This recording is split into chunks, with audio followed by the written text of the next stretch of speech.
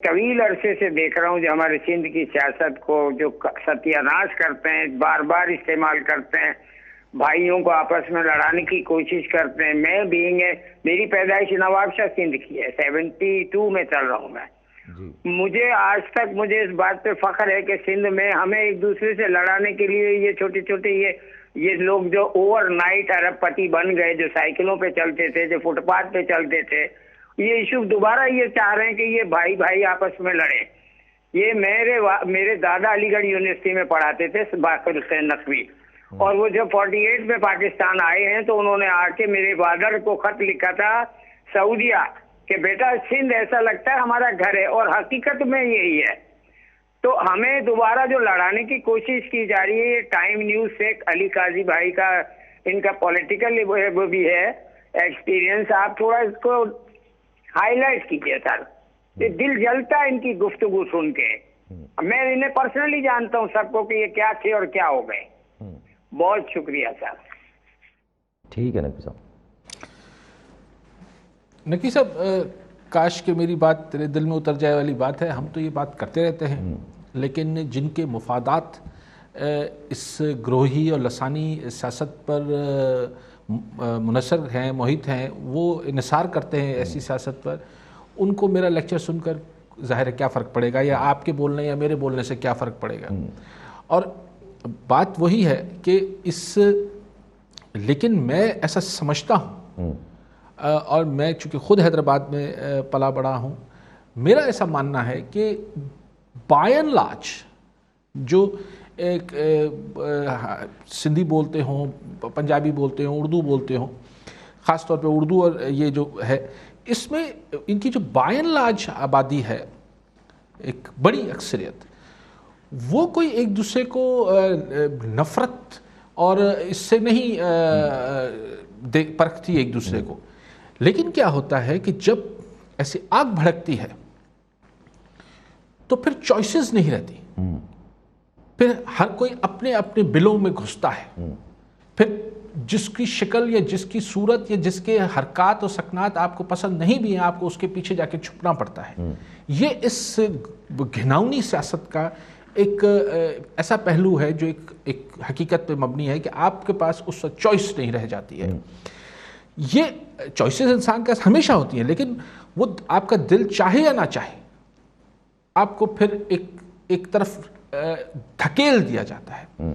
تو اور یہ سب کچھ جو سندھ میں پہلے بھی ہوا، ابھی بھی جو کرنے کی کوشش، لیکن ابھی تو اللہ کا شکر ہے کہ ویسے حالات نہیں ہیں، لیکن یہ جو پہلے بھی ہوا، یہ ریاستی سپورٹ اور حمایت کے بنا ممکن نہیں تھا پہلے بھی، کہ جو آگ اور خون کی کھیلا گیا، اور جو ہمارے گلیوں اور کوچوں میں جس طرح خون بہا بے گناہ لوگوں کا، چاہے کوئی سی زبان بولتا ہو، وہ ساری جو ظلم ہوا اس کا وہ اس کے پیچھے سیاسی مقاصد تھے.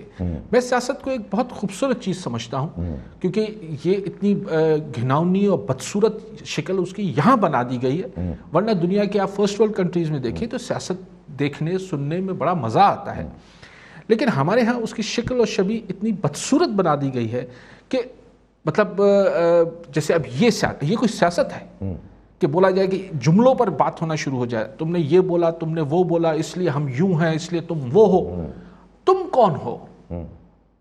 جب نقوی صاحب فون کر رہے ہیں تو وہ مجھ سے نام لے کر میری بات کر رہے ہیں، میں نقوی صاحب کو جواب دے رہا ہوں، میں یاسر سے بات کر رہا ہوں، یاسر علی قاضی سے بات کر رہا ہے. جب کہا جائے آپ لوگ کون، چاہے کوئی بھی بولے، جنرلائزیشن کرنا سے مقصد بھی یہی ہوتا ہے. مقصد بھی یہی ہوتا ہے کہ آپ ایک پوری آبادی کو چاہتے ہیں نہ چاہتے اس کو ایک طرف دھکیل دیتے ہیں. اس کو کہتے ہیں تم اس آدمی کے سامنے پیچھے جا کے کھڑے ہو جاؤ، کیونکہ اس سے ہم ظاہری طرح تو ہماری دشمنی ہے، لیکن سیاسی مفاد ہم دونوں کے ایک ہیں. اور یہ ہوتا آیا. یہ جو 88 میں ہوا، 30 ستمبر کو حیدرآباد میں اور 1 اکتوبر کو کراچی میں، وہ جو میسیکرز ہوئے، وہ کیا تھے؟ وہ الیکشن سے پہلے ہوئے. اس کا مقصد کیا تھا؟ اب تو کوئی راز نہیں رہ گیا. تو کہنے کا مقصد یہ ہے کہ یہ یہ کہنا کہ جی آج یہ آگ بھڑکائی جا رہی ہے اور اس سے یہ ہو جائے گا وہ ہو جائے گا، میں آپ کو لکھ کے دیتا ہوں، کوئی عام سندھی بولنے والا یا اردو بولنے والا ہتھیار لے کر دوسرے گھر پہ حملہ نہیں کرے گا جب تک اس کو یہ یقین نہ ہو کہ علاقے کا تھانے دار مجھے کچھ نہیں کہے گا، میں یہ قتل اور یہ زیادتی کر کے بھی مجھے کوئی پکڑنے والا نہیں ہوگا، تب تک کسی مائی کے لال میں ہمت نہیں ہے کہ دوسرے گھر میں گھس جائے، اور نہ اس کو ایسا شوق ہے۔ یہ صرف چند لوگ دونوں طرف سے ہوتے ہیں جن کو پیچھے سے اشارہ ہوتا ہے کہ آپ کر گزریں جو کرنا ہے، کھلے عام لوگوں کو شہر میں جا کے قتل عام کر دیں، گھروں میں گھس کے مار دیں، آپ کو کچھ نہیں کہا جائے گا۔ سو اللہ کا شکر ہے، مجھے لگتا ہے کہ اب وہ والی جو حکمت عملی تھی سندھ کی سیاست پر مسلط ہونے کی کہ جی ادھر لسانیت کی بنیاد پر ہم قبضہ رکھیں، مجھے امید ہے، کبھی امید ہے کہ وہ سوچ شاید اب ہٹ گئی ہے۔ اب صرف زبانی کلامی یہ گند بلا ہوتا رہے گا، لیکن زبانی طرح بھی کیوں ہم لوگوں کو رنج دیتے ہیں، دکھ دیتے ہیں، کوئی بھی زبان بولنے والا ہو، زبانیں تو سب میٹھی ہیں۔ تو اس بنیاد پر یہ ایک وہی ہے کہ سیاست کی ایک گھناؤنی اور بدصورت شکل ہے جو بدقسمتی سے سندھ پر ہمیں بار بار دکھائی جاتی ہے۔